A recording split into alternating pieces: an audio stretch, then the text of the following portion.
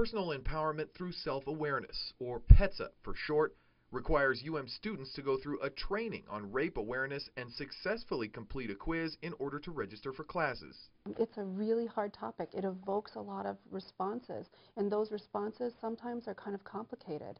Danielle Wozniak, an associate professor of social work at was one of the main contributors in creating PETSA, along with Women's and Gender Studies co-director Beth Hubble. One of the strongest areas of pushback that we've been feeling in the last few weeks from a very small group of fairly vocal people is that the statistics about false reporting in PETSA are wrong.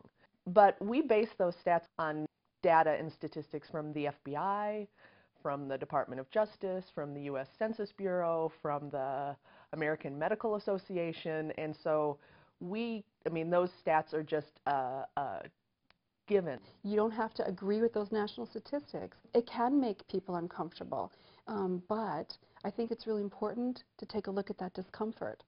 Jesse King, a freshman studying wildlife biology, says he felt uncomfortable answering some of the questions on the quiz. I just find the whole thing kind of childish, really, and redundant. King says originally he was told he would not be allowed to register for spring semester until he passed the quiz. He says the university has since waived his PETSA requirement, but he wants the quiz dropped altogether.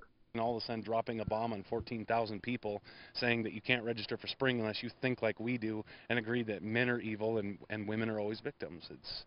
It's irresponsible. Wozniak says a much larger problem is an underlying culture of victim blaming when it comes to accusations of sexual assault.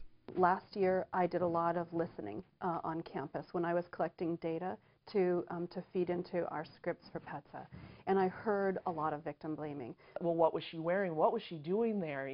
How could she walk there by herself at night? All that is victim blaming. You can be doing, wearing, drinking, doing whatever, and the only thing that's going to result in a rape is if a rapist is present. Of course, it's not a comfortable topic to look at. There are so many other topics that would be better. But this is a problem, and we have to address it. In Missoula, Phil Buck for Montana's News Station.